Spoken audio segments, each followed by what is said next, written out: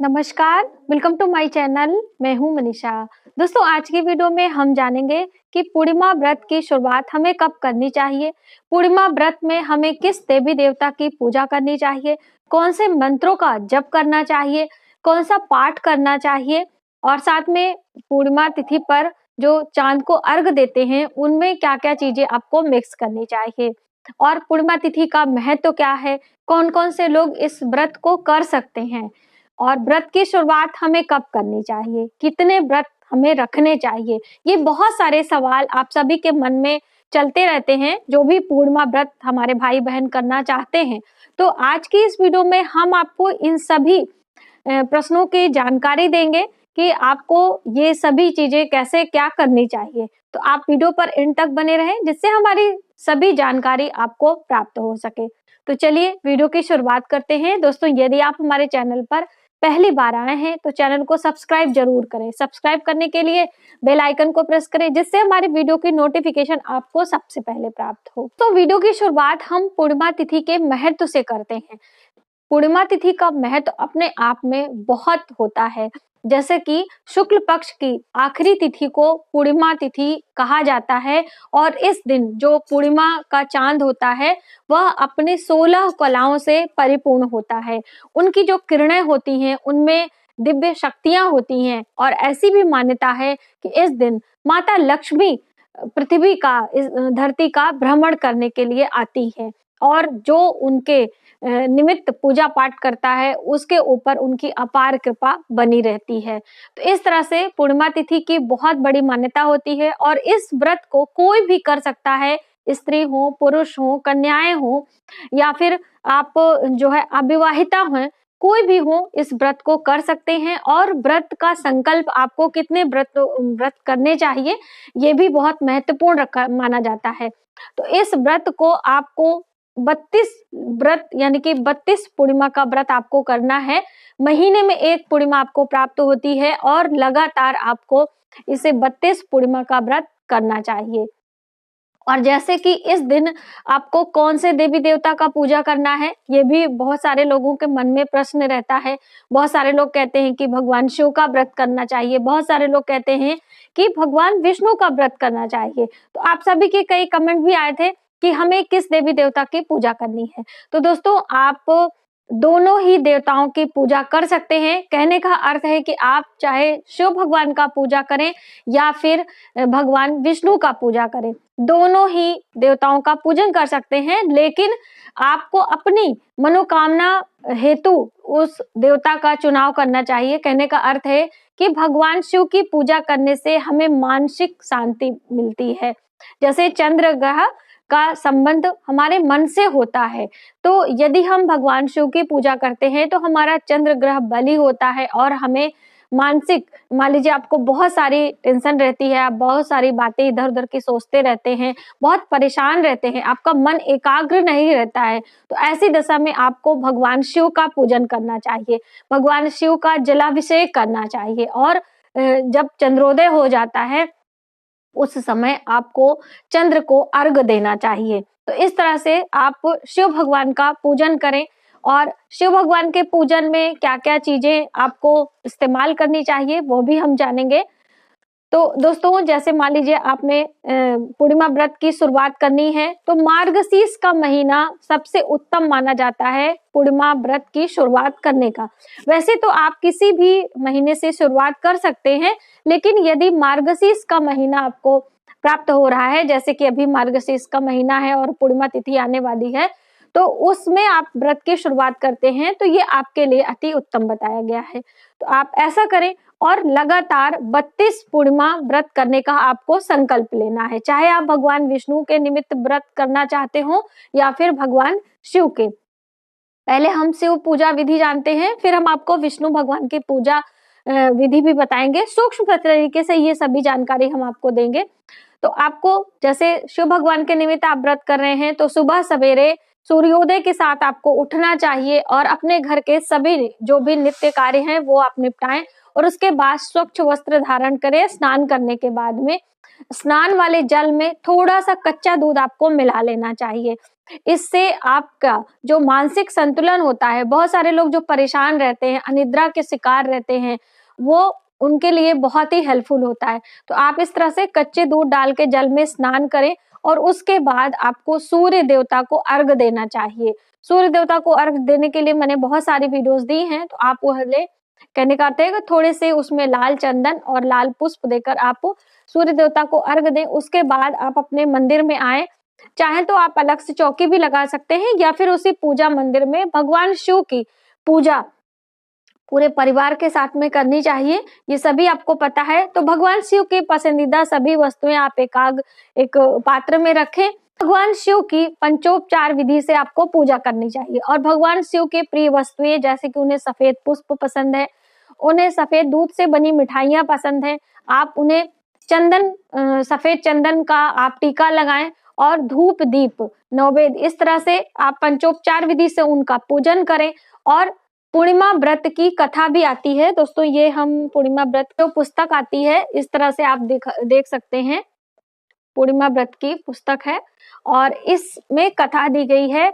माता यशोदा ने भगवान कृष्ण से इस कथा के बारे में पूछा था, तो भगवान कृष्ण ने बताया था, इसमें पूरा लिखा हुआ रहता है। तो आप इन सभी चीजों को एकत्र करके कथा वहां पे श्रवण करें और उसके बाद आप दिन भर व्रत रखें। व्रत में मीठा आहार आपको लेना चाहिए और चंद्र का दर्शन करने के बाद आप अन्न भी ग्रहण कर सकते हैं, वो भी मीठा। जैसे दिन भर आप फल और जल पे रखें और फिर चंद्र का दर्शन करने के बाद आपको एक अन्न जैसे ग्रहण करनी होती है, तो आप हलवा पूरी ले सकते हैं या फिर आप सेवैयां ले सकते हैं, दलिया ले सकते हैं। एक अनाज का इस्तेमाल करते हुए आप व्रत करें और इस तरह से लगातार आप 32 व्रत करने के बाद उद्यापन करते हैं तो आपके लिए बहुत ही लाभकारी होता है। दोस्तों, भगवान शिव के 108 नाम होते हैं, आप उन्हें मंत्रों पर जप कर सकते हैं या 108 नाम पढ़ भी सकते हैं। इसी पुस्तक में, जो ये पुस्तक है उसमें दिया रहता है 108 नाम। ये हमारे पास दूसरी वाली पुस्तक है, उसमें भी है।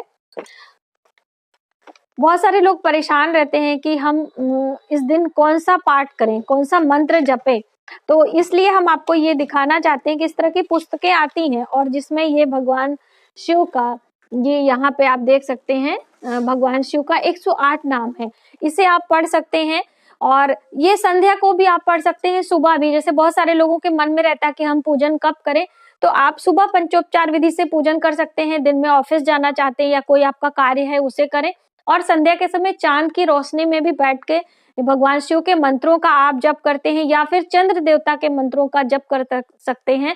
जैसे चंद्र देवता का जो मंत्र है वह है ओम चंद्रमसे नमः, या फिर जो ओम सोम सोमाय नमः, ये भी बहुत अच्छा मंत्र होता है, तो इसका भी आप जप कर सकते हैं। और जैसे आप व्रत नहीं रख सकते हैं, बहुत सारे लोगों की शारीरिक अवस्था उतनी अच्छी नहीं होती है, बहुत सारे लोग शुगर पेशेंट होते हैं जिन्हें व्रत के लिए मना होता है, तो ऐसे में आप सुबह सवेरे पूर्णिमा के दिन भगवान शिव का पूजन करें और दिन भर सात्विक आहार ले लें। आप जो भी दवाइयां खाते हैं उसे भी खा लें और संध्या के समय चांद की रोशनी में एक आसन लगाकर आप चंद्रमा के मंत्रों का जप कर सकते हैं। रुद्राक्ष की माला पर ओम नमः शिवाय का भी आप जप कर सकते हैं। तो और चंद्रमा को अर्घ दे सकते हैं। अर्घ देने के लिए आपको व्रत वगैरह रखने की आवश्यकता नहीं होती है, कोई भी आप पूर्णिमा के दिन चंद्र देवता को अर्घ दे सकते हैं।